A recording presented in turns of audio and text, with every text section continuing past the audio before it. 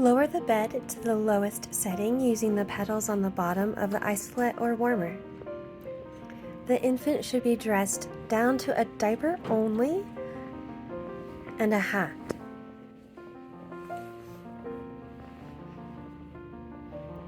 The parent will begin in the standing position with a warmed folded blanket that will be placed behind the infant's back to prevent cold stress during the transfer.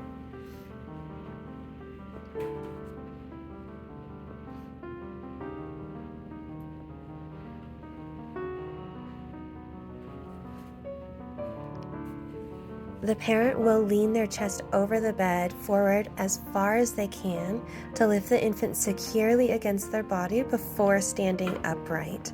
They're going to bend at the knees and keep their back straight to prevent any back injuries. They'll ensure that the infant is fully supported at the neck and the buttocks before standing. The clinician will stand beside the parent for giving instruction in lifting support and also organizing the cords. Here, the baby is being held using a supported diagonal flexion hold, which allows the baby and the parent to view each other.